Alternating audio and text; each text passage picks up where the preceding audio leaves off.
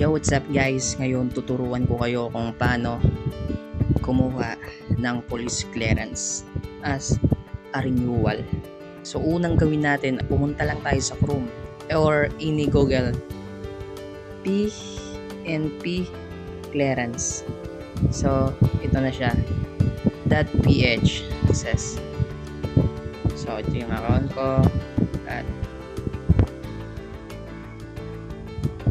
sign in.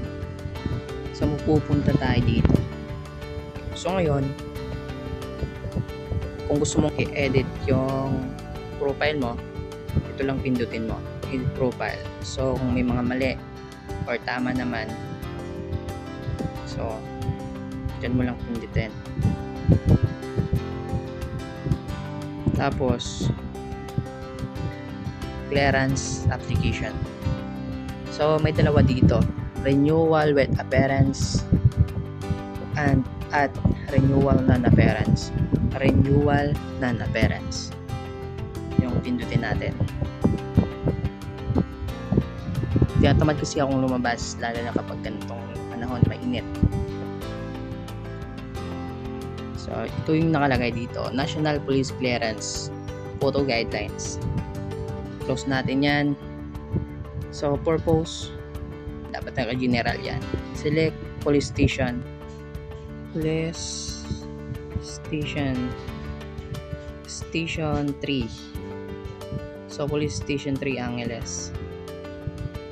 Kasi nandito ako sa Pampanga, sa daw malapit lang sa Angeles. So, Angeles CPO. So next natin yan. So dito naman ay mag-upload tayo ng documents. So kuha tayo ng, so ito yung napili ko. So at dito naman kailangan natin mag-selfie kasama ng ating valid ID. So open natin yan na open camera.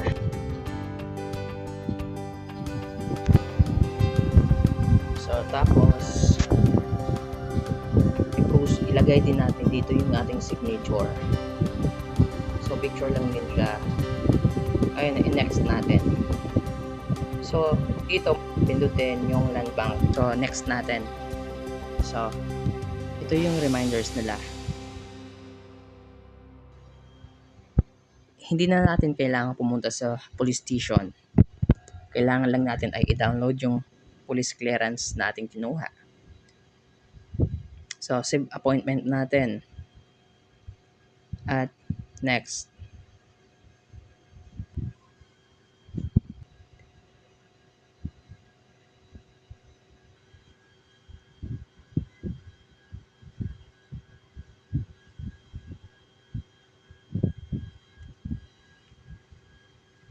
Pending, click here to pay.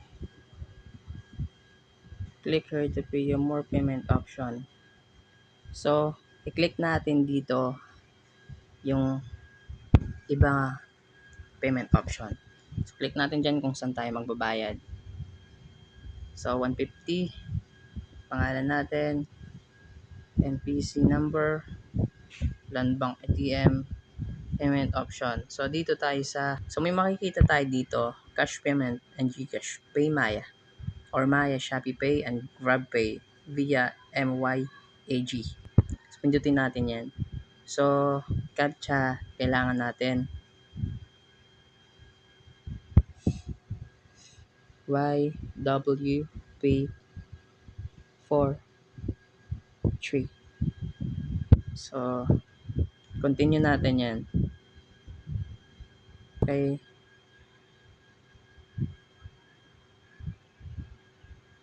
Dito sa Maya, GrabPay, Pay sa Shopee Pay to, GCash, or over the counter, or mobile. So dito ako sa GCash. Ito yung number natin, order number, production is 150, convenience store. So bali 180 yung convenience fee, 30. So bali yung babayaran natin ay 180. So pwede na yan. Are you sure you want to proceed? Okay. So please wait while we processing your request. So, mapupunta tayo sa GCash. So, 180. Proceed. Okay. So, nakabayad na tayo. So, hintayin lang natin na mag-send sila ng link para ma-download natin yung ating police clearance. So, hanggang dito na lang. Salamat sa panonood. Ingat.